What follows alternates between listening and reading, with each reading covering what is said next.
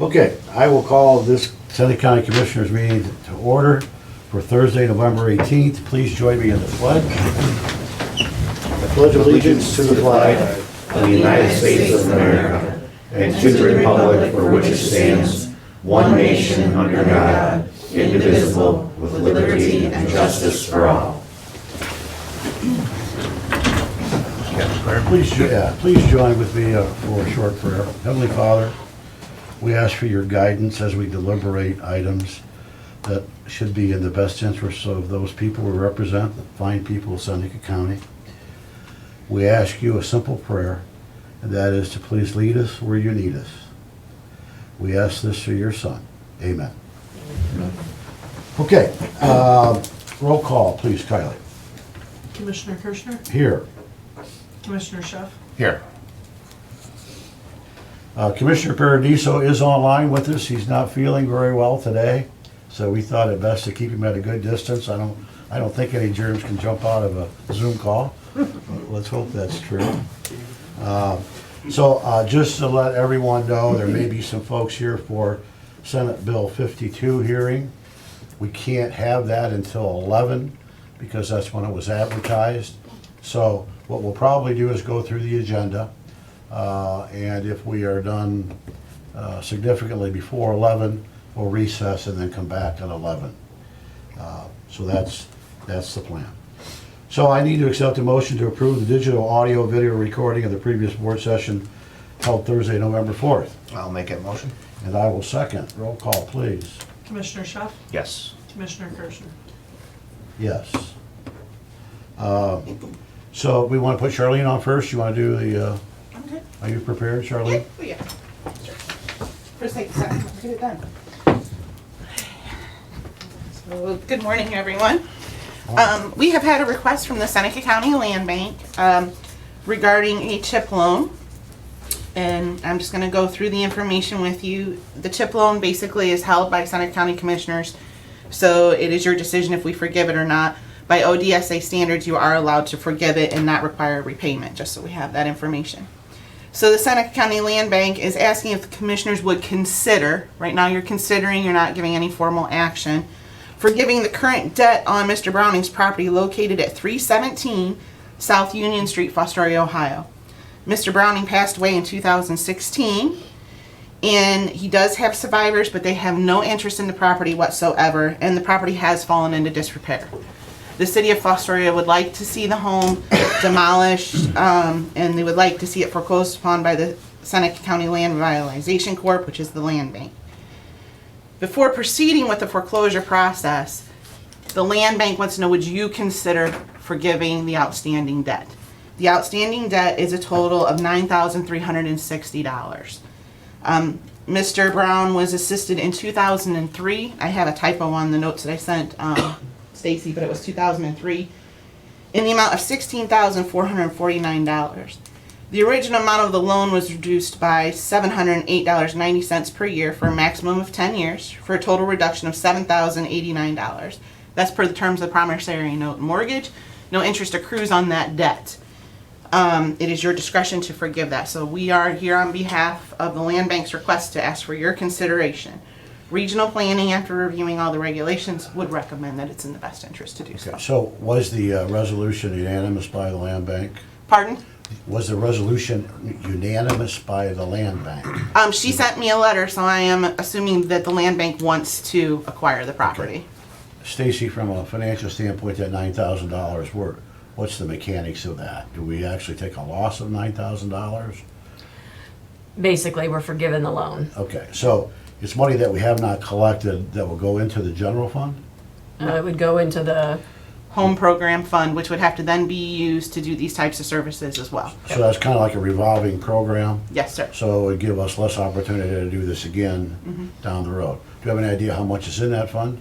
I'm not off the top of my head, because typically when we do the CHIP grants, all the funds that are available are committed to that program.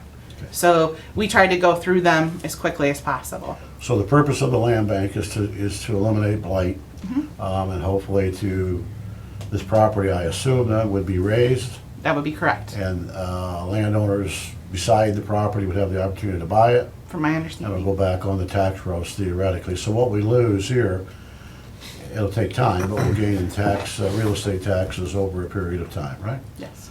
So my tendency is to say fine. If we can get rid of a blight property down there, I think that'd be a good thing. Okay. So they don't want formal action, or they just want to know which way we're leaning? Today, no formal action is required. It's just for consideration. Formal action will be required once they foreclose on the property. Anthony, since this is not a vote, do you have any objections to having further discussions? I really don't, no. Okay. I think we should forgive it, turn it over to the land bank, tear the house down. Okay, brother. Okay, All right. thank you very much. Thank you very much for your consideration. Okay, Stacy, you're on. Just a reminder, tomorrow we have an FAA planning meeting at 10:30. They are gonna do it via Teams, the link's in the calendar. Just wanted to remind you, so you guys don't actually have to be here, they're not gonna be here, it's gonna be all on Teams. And then a reminder, next week, our board meeting, because of the Thanksgiving holiday, we've moved it to Tuesday at 10 o'clock here at our office.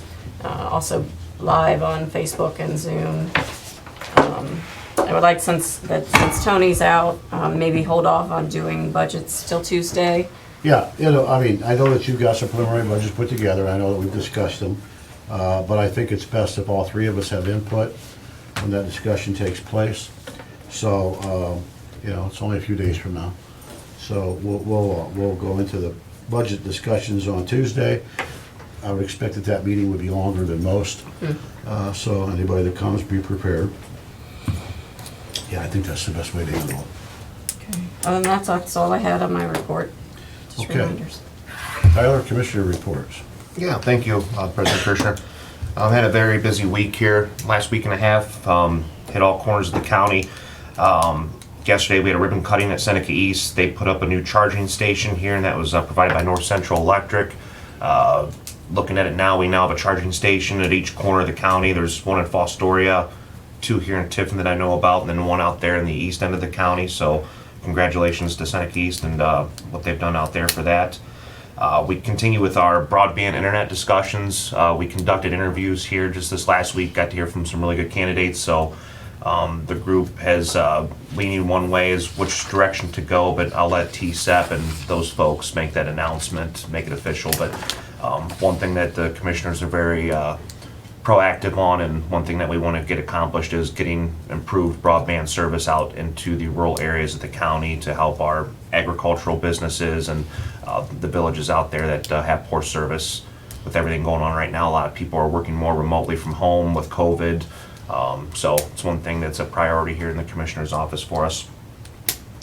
Had a GLCAP entrepreneurship meeting here this week, met with Audrey Flood and some of the people from GLCAP, which is Great Lakes Community Action Partnership, discussing ways how to assist entrepreneurs here in the community, things that we can do to make their jobs easier and to help facilitate those folks. We also attended a Veterans Day celebration for Veteran of the Year at AMVETS last week. Had a good meeting with Amy Reinhardt recently here too about some downtown development strategies.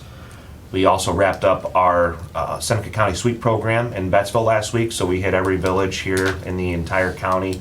I gave the numbers to Jimmy. I want to say we had 7 or 8 full roll-offs of trash that people could put, whether it was in their front porch, backyard, a couple hundred bags of trash, 50 plus volunteers over the span of a couple months, and it was a very good program in its first year. Look forward to continuing that, but it's nice to get out into the county and the rural areas and to help those folks do these downtown sweeps and cleanups. It's also nice when the citizens show up to these events. Thank you to Mayor Scott Harrison and his wife for coming out to help with the cleanup.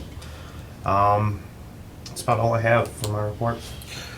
Okay, very good. Well, as you know, we were all at the Veterans Dinner, chopped steak, mashed potatoes, and green beans, but we had a great program. Mike, Nine.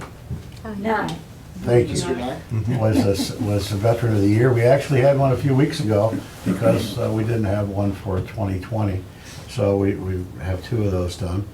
I did radio this morning, last night, sat with the Bascom EMS or the Bascom Joint Ambulance Group. Sat through a couple meetings with the Tiffin Seneca Economic Partnership on the executive committee and the regular board meeting. Did a rich board meeting in the morning. And we have some meetings involving capital improvements for the next year with a lot of sites that we have, and we've also had a lot of discussion about budget. So that's pretty much my week in a little condensed version. So we've been extremely busy. Look, in respect for the people's times that are here, I think there's a one issue item that you'd like to talk about as it relates to ag. I guess it's gonna be me. You're the spokesperson? I'm the one that got. Yeah, if you would come up, because Okay. it's better camera coverage up here, if you will. Just state your name and let us know what you have on your mind. Right. It's good to put a face to an email, by the way. I don't know if that would help or hurt. Yeah. My name is Janet Cole, and I'm one of the Seneca County Master Gardeners. We are a branch off of the Ohio State University Extension office, and basically we are here to ask you gentlemen to, as you're doing your budget, which I know is happening very soon, if you would please fully budget in the amount so that we can have an ag educator. Now, their official name is Natural Resources and Agricultural Educator, but we just call him an educator to keep it short. And that recently, the one we had hired 3 years ago has left for another position. And in order to get somebody in here, which we feel is necessary. Educators are a very large part of our program, although we are only a small part of what they do. And we were without one for 5 years, and then we were able to you were working with Ohio State University, the Extension Office, to split the cost of it. And what we are asking is now that that agreement is over, that you fund an educator in full for us, not just for us, but for all the people in the agricultural business here in the county. Very good, thank you. So let me tell you what's going on behind the scenes with this, so that you guys are made fully aware. For those, the public that doesn't know, for the past 3 years, Ohio State Extension Service has paid for 50% of the cost of an educator. And that, in round figures, is $25,000. So we, the county, have paid $25,000, and then we've been supplemented by the Extension Office for another $25,000. So the question is, that 3-year contract is up. The question is, do we want to fully fund that into the future at $50,000, or continue to look at it from a $25,000 standpoint?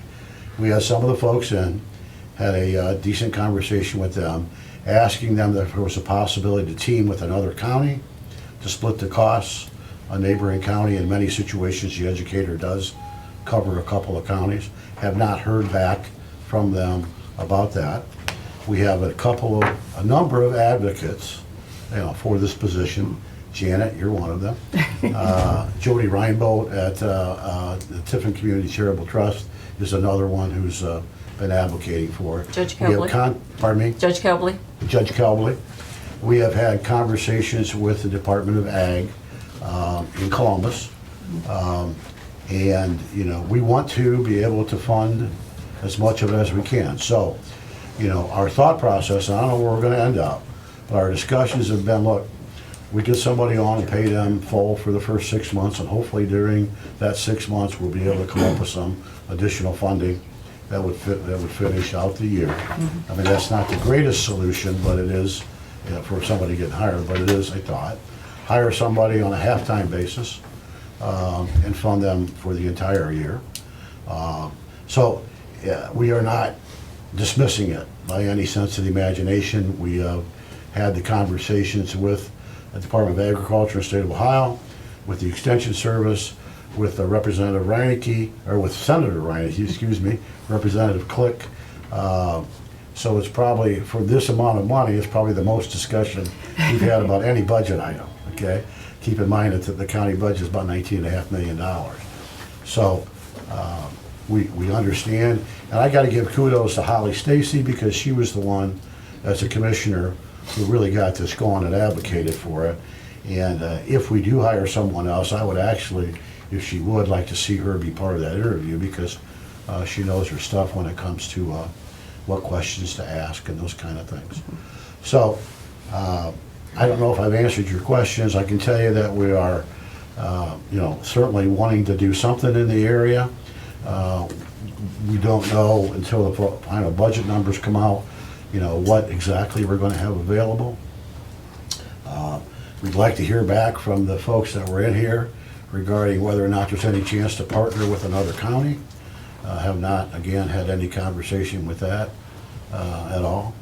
And I feel your desire, to continue on with that educator, and I agree with you. Thank you. Nothing's been ruled in, nothing's been ruled out. We've been approved for the 19 million in the budget, but we have over, 22 million in requests? I think it's down to 20.2. 20 now. Or 12, 20.2, yeah. I heard 20, okay, yeah, so Million here, a million there. we'd like to see something work, so we're gonna, Okay, well, we just wanted to let you know that there's a group of us that are really pushing forward and hoping that you can work something out. We did excellent job is advocating. everyone in the red shirts? Red and a few in the black shirts and the name tags, yeah, and this is a small, we have about 50 members, very active members now. We do as much as we can on our own, but Ohio State makes it difficult for us to access the forms and things that we need because you must be an employee of Ohio State University to get in, and none of us are. We're all volunteers.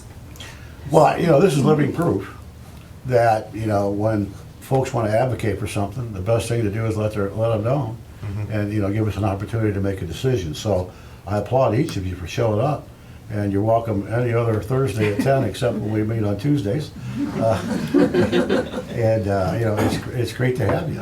Thanks for all you do. Yeah, Well, thank you for listening to us and giving us some time. you bet. So. Thank you guys very much. Anybody else have anything they'd like to say on this topic? I promised them they wouldn't have to talk. All right, well, you are obviously welcome to stay for the meeting. You're encouraged to stay. However, in respect for your time, we're going to talk about new business, et cetera, here a little bit and do a Senate Bill 52 hearing. You're welcome to leave as well whenever you wish to do either. So I will continue on. So the budget and EMS we are going to defer until next Tuesday, or do we want to have some EMS discussion today?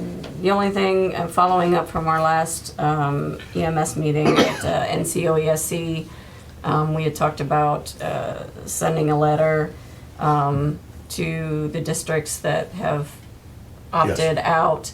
So we have a letter drafted, just basically giving our 90 days notice to terminate. So I wanted to know if you guys wanted to sign that and get that sent out.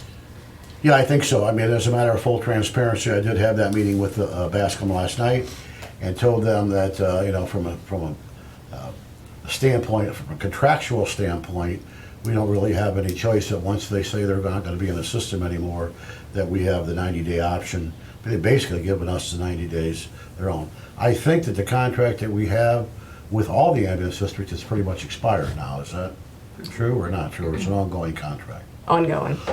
Okay, so the stipulation is that if they're leaving or if we are taking them out of the system, that one or the other has to give a 90-day notice in writing.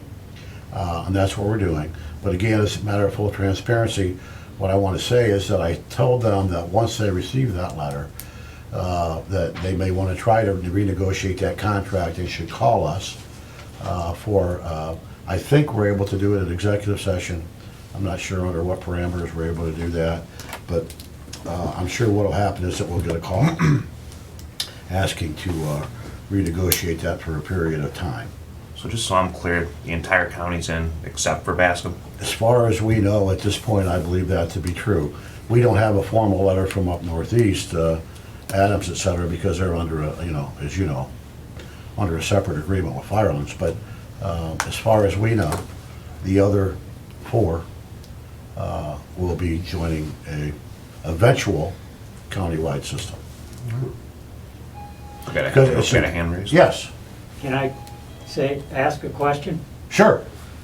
That 90-day thing, is that required that you do that, or is that you guys' choice that you're? No, it's doing that? contractually required that once we have been notified that somebody will be leaving the system, we need to start the clock at some point on the 90 days.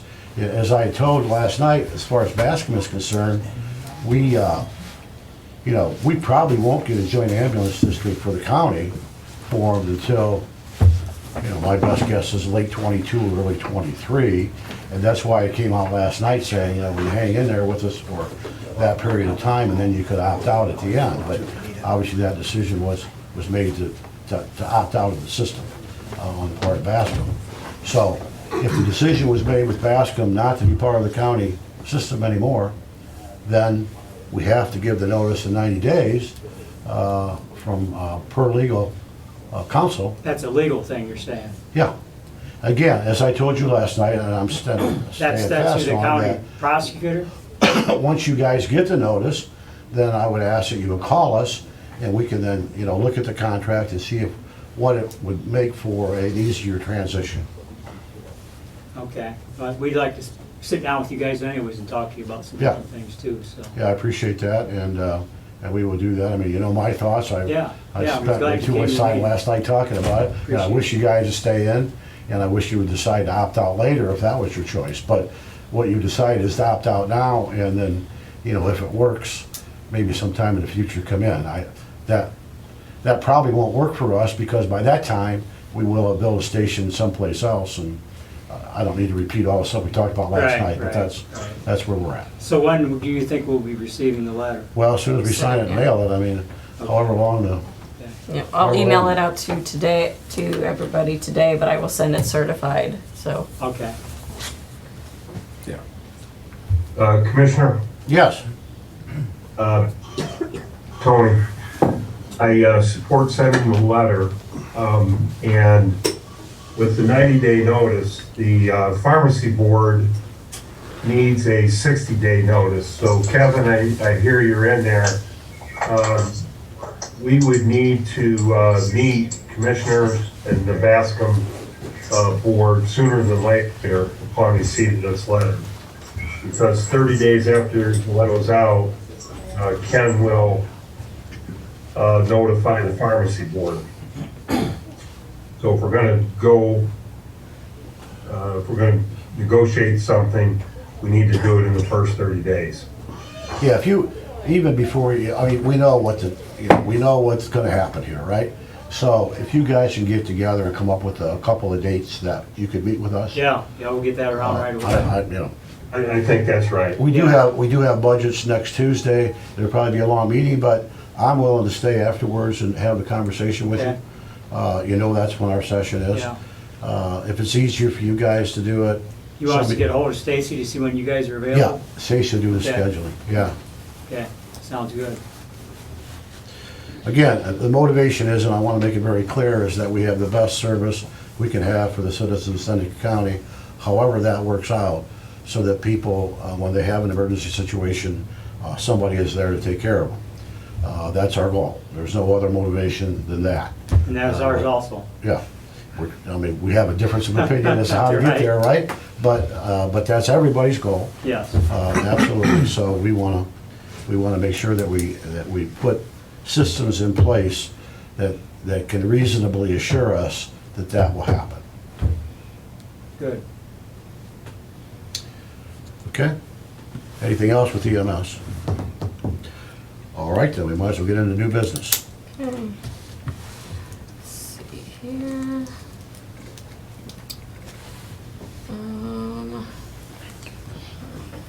Let's back up. Okay, I have a few, might not follow the order on the agenda because it comes up on my screen differently. So the first one I have. Thanks, Kevin. Where you've got a couple reductions. We had put some money into the capital improvement fund and appropriated the fund for some projects we thought we might get to in 2021. So some of these will be just a reduction of appropriations to get us balanced out. We had set aside $100,000 to demolition the old youth center, anticipating with the Opportunity Park grant fund money that we received, along with, getting that building acquired to be able to move the documents that are in there. Obviously, are not going to be able to get it done by the end of the year, so we're doing a reduction of $100,000 out of the youth center capital improvement line. We'll be doing the commissioner's office for $25,000, that's exciting. As we're going to be reducing it, I'm not giving it to you no more. Oh, what were we gonna do? We had talked about, there were some upgrades in the Private shower, office. private bath in the back there? Right, yeah, the cameras, before we kind of knew the ARP funding was coming in. All the other buildings during COVID, we put in some additional cameras. We were gonna do it for here, but we still had some CRF money left along with the ARP money, so the $25,000 didn't have to come out of our capital improvement anymore. So Good. we reduced that. Also, the CSB building, the ADA accessible wall at the health department, anticipated hopefully getting it started. I did meet with the engineers yesterday. They have the new budget specs ready. They have just a couple tweaks, so hopefully next Tuesday we will be setting time and date to open bids. But that won't be until probably January 6th, so we need to reduce these appropriations, and then we will obviously reappropriate it after the first of the year. So that reduction is $740,000. But that's been a proposal on the list for 5 years. Yeah, 3 years at least. Yeah. But COVID kind of hit, so it put it on the back burner. But now they're just about ready for us. We just had a couple tweaks yesterday that John had asked for, so hopefully we'll be ready by Tuesday. Okay. And so we did Commissioner's Office, reduction of $25,000. I have a request from Job and Family Services. They need an additional $9,182.21 in their contract services line for additional children's services costs. I have a request from, this is for the CRF, trying to get it closed out by the end of November, because obviously we only had till the end of this year to use it. So there's a remaining $14.61 to appropriate to get that cleaned out in supplies. So we need to appropriate that. It's going to be a credit for a reimbursement into the general fund. So $14.61. Got it made. I know that we talked about this before, Yes. but isn't there some amount that we can approve, the administrator can approve up to without having to get commissioner approval? Not supplemental appropriations. Okay. There's no language we can put together that says No. $500 or less can be done? No? No, Okay. unfortunately, with supplemental appropriations, that's something I can't do. The We still appropriation adjustments, because you have already approved the budget, I can do moving line to line, but not supplemental appropriations, even if they're only a penny, unfortunately. Okay. Do it by the book. Yep. So I have a request in, we didn't appropriate all of the ARP money initially, because I think when Budget Commission certified it, we just knew we were getting around 10,000. So there's an additional 400,000 available to appropriate. We're gonna put that in the salary lines and hopefully be able to do the adjustment in December to get some of the, the EMS salaries covered and get some of the sheriff's, the jail cap. So, let me make sure I covered. understand this. So the $400,000 is basically a reimbursement of salaries from past, right? Correct. And even though there are restrictions on the ARP money, one of the things we can do is reimburse ourselves for salaries. Mm-hmm. So that 400,000 then becomes unrestricted? Well, yes, once it gets corrected, it'll go back into the general fund and or the EMS fund Okay. for the salaries, and it will be unrestricted. Okay, so we could move that into our rainy day fund, or we could move it to buildings and grounds, or wherever we thought it would be Correct. best used. Yep. We could use it to build a EMS station or partial Yep. station somewhere. So, okay, so it's at our discretion at that point without care provisions. Correct. Okay. Yep. And then I have a request from Common Pleas 2. They are looking for additional $22,470. It's in their JRIG grant, Justice Reinvestment Incentive Grant. Need additional monies appropriated for the remainder of 2021, sorry. Wait a minute. She's got it going into a revenue line, so she did this one wrong. I didn't see that before. Now she's got it in a revenue line. Hold that. Take that one off the table because she doesn't have it in the right line. Which one? The $22,740. So I'm going to pull that one back off. Okay. It should be an expense, and she's got it listed as a revenue. So I need to clarify that with her. And then I have a request from the prosecutor's office looking for an additional $1,000 for equipment. The prosecutor's office had done a foreclosure on a house trailer with the task force, and they then sold the house trailer for $1,000 to the owner of the trailer park, and he is requesting us to be able to give him the $1,000 to use that for the Metrich for more programs. So Gotcha. that's what the 1,000 is for. I have a request from for $2,500 in supplies. This is juvenile probate court. This is furniture for the public guardian and assistants, a couple filing cabinets, desk. This is out of their special projects fund. I have a request from the sheriff's office into their new fund. It's their comprehensive opioid stimulant and substance abuse program, totaling $10,000, some for salaries, contract services, training, Medicare, and PRS, just additional grant money that they had received. Am I missing anyone? I got the reductions. Did you get differential response fund? 222. I don't remember reading that one. 9,100. I think that was a little. Did I get one? That one. 9,100. Did I say that one? That was for. Yep. Yep. Okay, so that's all of those. Then I have a resolution amending the board's orders of November 4th, 2021. Resolution number 21-219 and resolution 21-20, establishing the new funds. Kind of in a rush to do this. The auditor's office had initially sent us the fund request of 1097 and 1074. After they went to put in the appropriations, found out that those were already active accounts. So they need us to change those fund numbers. So instead of the 1097, it's 1096, and instead of the 1074, it'll be 1073. And that's all I have. Do we have, since we're taking over probation department from the state, Yeah. there was some talk about having to get some drug test kits and a number of other things for the probation department.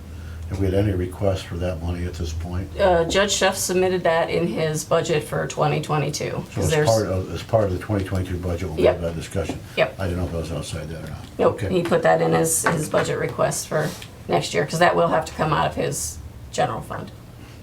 Okay, so I will accept the motion to approve the supplemental appropriations and the amendment to the board's actions. I'll make that motion. I will second. Any additional discussion? Kylie? Commissioner Schuff, Yes. Commissioner Kirschner. Yes. Okay, Administrator, anything else for you? Nope, I don't think so. Okay, so the time has come for any input from the public. You're welcome to come up and talk to us about whatever it is you like, or ask any questions, or make any statements. Jimmy, you want to make the announcement online? Sure, if you're joining us through the Zoom call, you can go ahead and unmute and come forward now if you have any public comments. Anyone? Thomas, you got anything good to say back there? Today. Not today? William?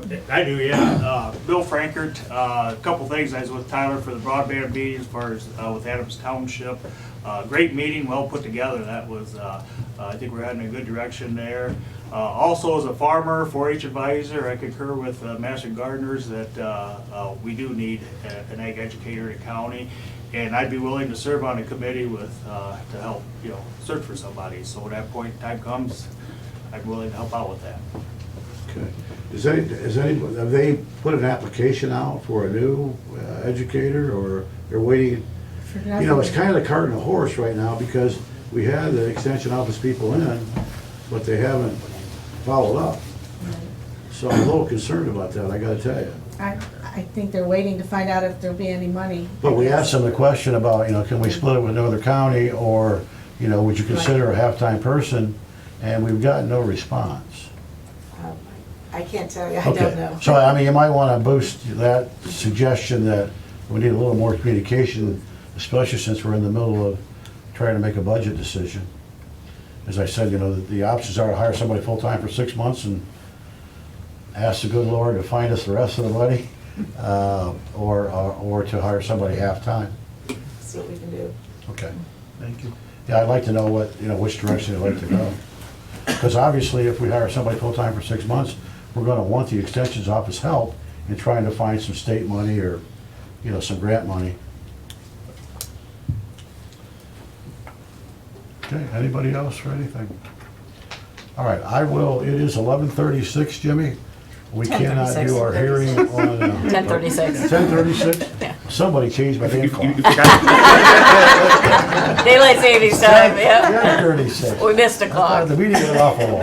Anyways, so we can't have the hearing until 11 o'clock or 12 o'clock, depending on which clock you have on Senate Bill 52. So we will recess, Coffee recess. coffee recess until 11 o'clock. Thank you all for coming. I appreciate participation. You're welcome to stay. You're welcome to go. There is coffee. We can make you a cup if you gotta wait. Thanks.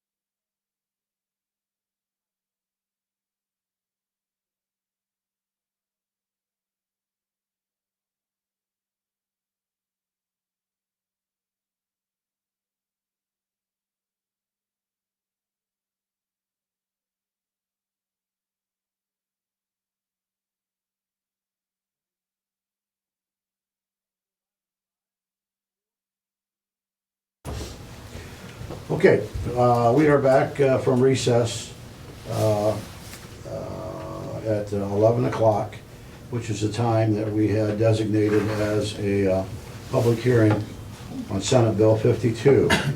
Just to give everybody a little bit of background so everybody understands where we're at, we were, prior to today, to provide notice of the date, time of the meeting by a publication, newspaper of general circulation within the county. That's been done. We had to publicly post a map showing the boundaries of the proposed restricted area at all public libraries within the county. That has been accomplished. And we have to provide written notice of the meeting by first-class mail to all school districts, municipal corporations, boards of township trustees located in whole or in part in the county, the boundaries of proposed restricted areas. 60 notification letters went out by regular mail. Regular mail. By regular mail.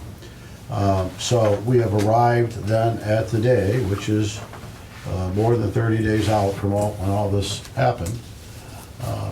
So the resolution that we are about to propose and that we'll put together is going to designate the restricted area to prohibit construction of any economically significant wind farms. Economically significant in terms of this discussion are 50 megawatts or more than 50 megawatts, I guess. Large wind farms, large solar facilities throughout the unincorporated areas of the county, as outlined in Senate Bill 52. So just to make it very clear, and as clear as I can make it, reading through the bill, this does not absolutely prohibit alternative energy development. What this does is says that the county is able to take local control and designate the county with certain carved out areas. The cities, the municipalities, is that right? Yep, all of the incorporated areas. Anything over which we have jurisdiction as the area that will be prohibited from having any major solar or wind project, alternative energy projects. Now, there is also a stipulation in the Senate bill that says that you can put together a referendum to either vote yea or nay, depending on what we decide here today in the future. So if somebody wanted a solar project in one of their townships, it will be possible for that group to get together and put a petition together, a referendum together for a vote to have the citizens decide whether or not they will agree that this should happen, whether that be solar or wind. So the referendum works both ways, either pro or con. I guess that is the summary as far as I know it. Yep. And I got the map in case to everybody. The one in the green is all the unincorporated areas. The one in, I don't know if that's blue or purple or Purple, it whatever, looks like to me. are the incorporated areas that will be. So the resolution that we're going to pass today, based on Senate Bill 52, is that all the area that you see up there is green is restricted from alternative energy projects. So basically the whole of Seneca County except for the incorporated areas.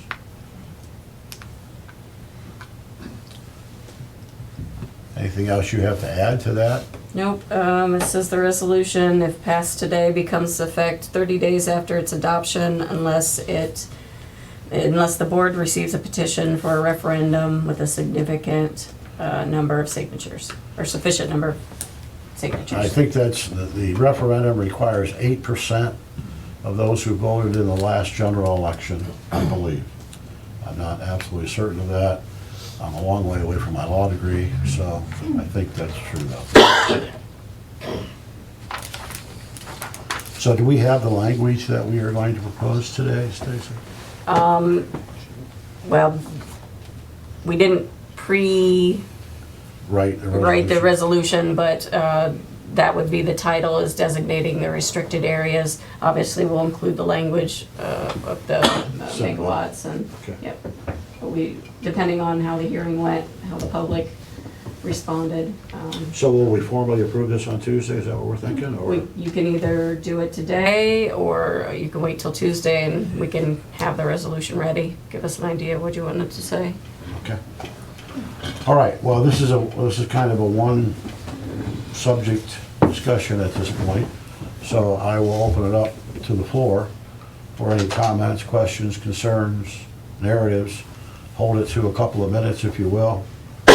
State your name and tell us what you have on your mind. Yes? Diana Reilly.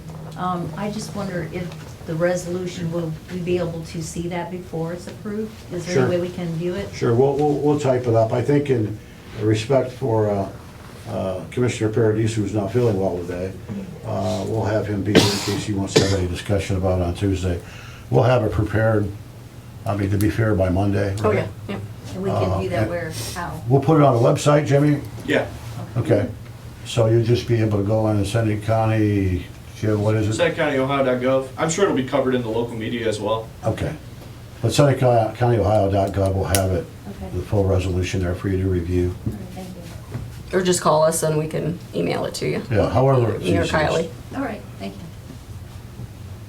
Yes, sir. Bill Miller, I think it's a very broad resolution, and I'm not pro for wind turbines, against whatever, solar, but you explained a little bit of it, of your size, but you have businesses out there already that have solar panels.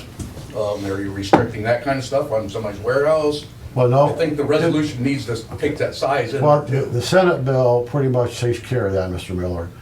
50 megawatts and below, and this does not apply Okay, to any of this area. So if somebody is powering their farm, you know, by 25 or 30 megawatts, it has nothing to do with Senate Bill 52.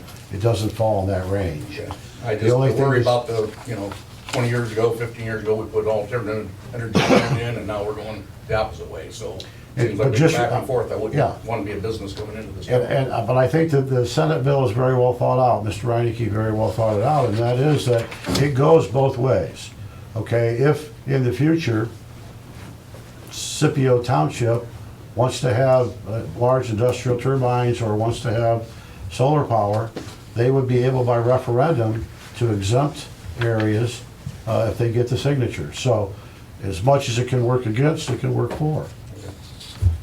But I think it has to be done within 30 days of you passing our resolution. Yep. Any other comments? Any comments about any other topic? Yes, Jim. Jim Fiesel. I just want to thank the board for all you've done over the past 3 years to help get us to this point. I mean, it was a long, drawn-out battle, and there are members on this board who are no longer here, mainly because they were on the wrong side of the issue. So I think the county knows full well where the people stand on this. And at this point, you've got the ball on the 1 yard line, it's time to put it in the end zone. You're right, it's a long and windy road. But I think we are coming up to the, yes, sir. Yes, I'm Dennis Schreiner from Erie County, and I wanted to thank you, Commissioner Kirchner and Schuff, for taking the leadership to put something like this together, because I can tell you over the last 2.5 years, the reason I'm a person that you see around for, we've always looked to you guys for leadership in trying to drag some of the other elected officials along to looking out for the interests of the local people. And I thank you very much for doing that. And this is another step in the right direction to give local people a choice on what they have developed in their backyard.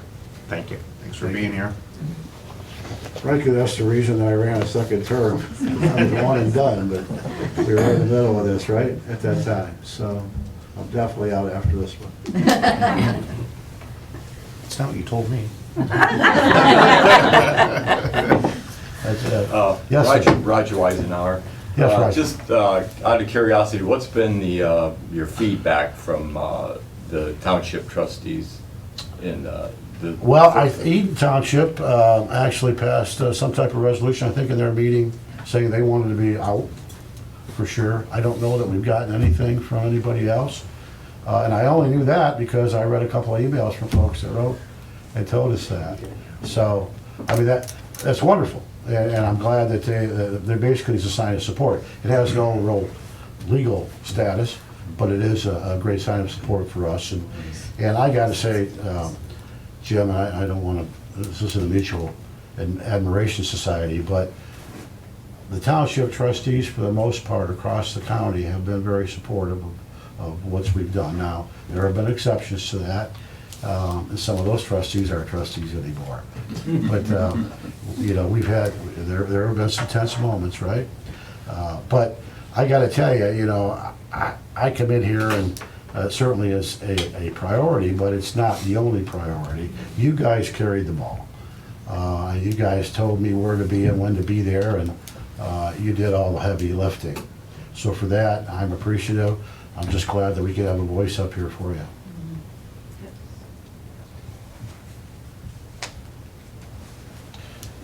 Anything else? We are. Yeah. Yes, I've got sir. a question. Yes. Gary Westclaff. Let's say a township does put in a referendum to put in a solar project or a wind turbine project in their township. Okay, who oversees that? Well, they can't, except if it's can't unless it's a referendum signed by the population that goes Okay. for a vote. Okay. That's the first thing, Gary.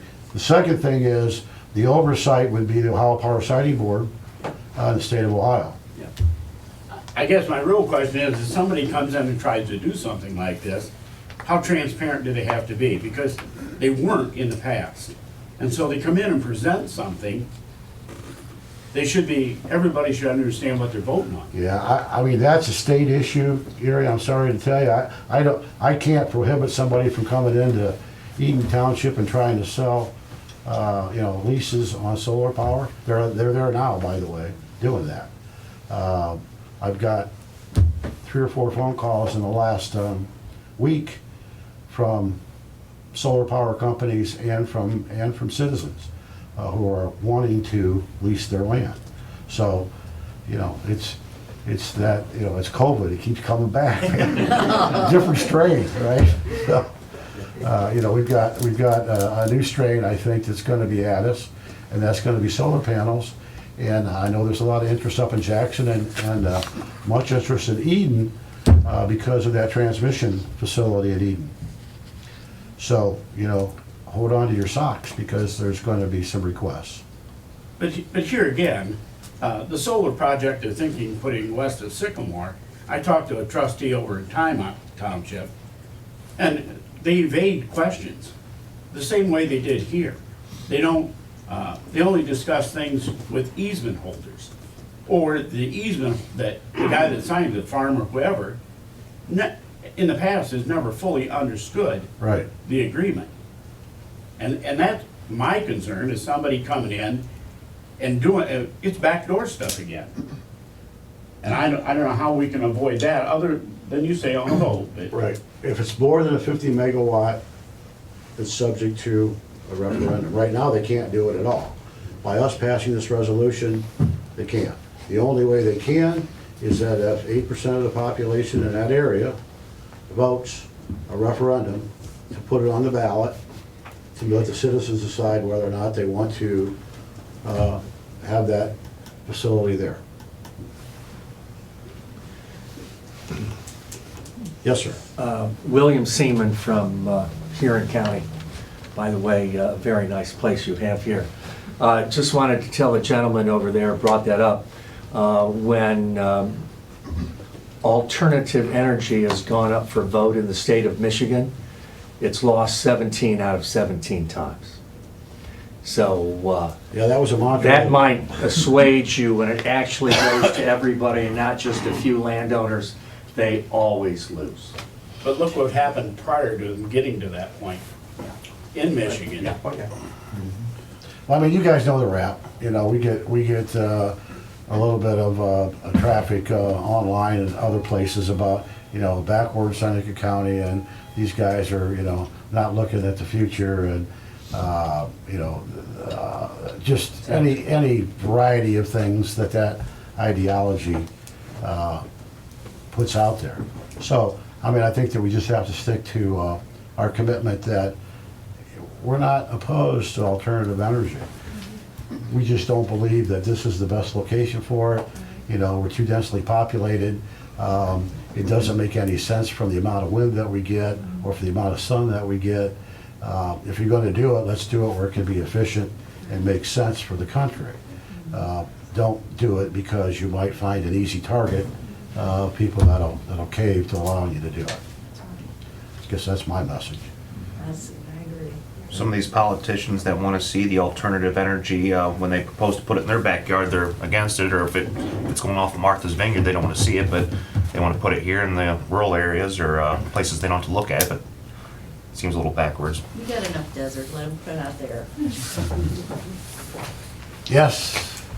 Kimberly Groden, first I just want to say thank you for everything over the last 4+ years. It has been a long and winding road, but I agree with several of the others here, we're headed in the right direction. I guess I'm just, as I reflect back on it, this Board of Commissioners in Seneca County, we've had sort of the benefit, that word feels weird, but we've had the benefit of being in the trenches with this for 4 years, before you make this decision. There are other counties that maybe are where Seneca County was in, let's say, early 2017 right now, and they don't necessarily have the benefit of that same experience.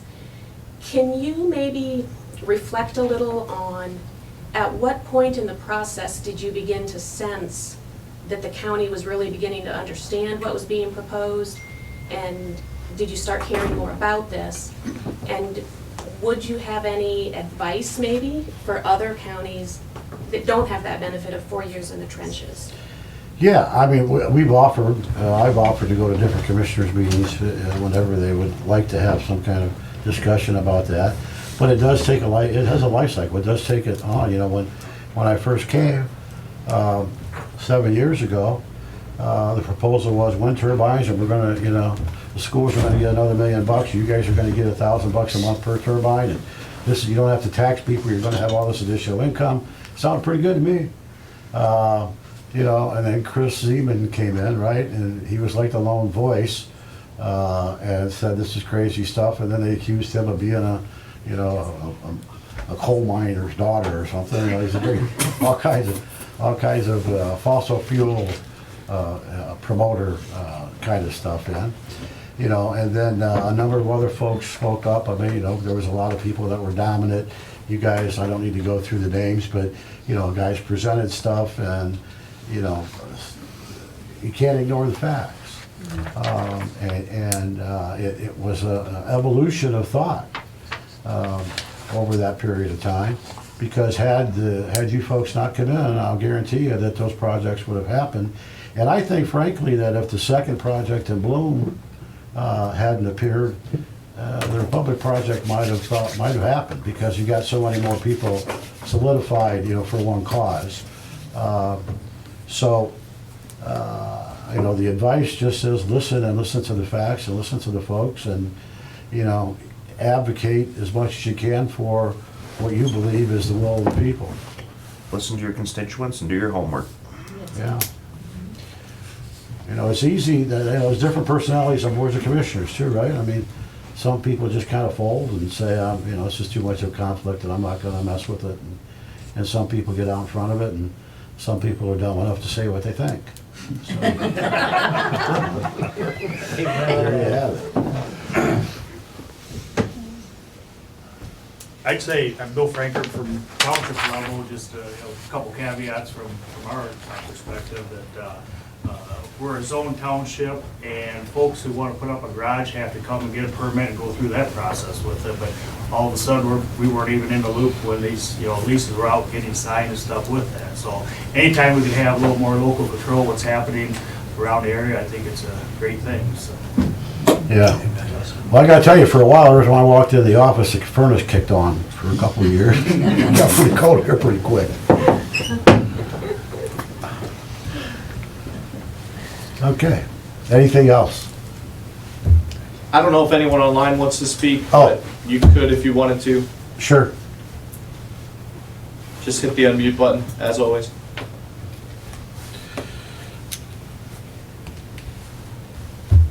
Okay.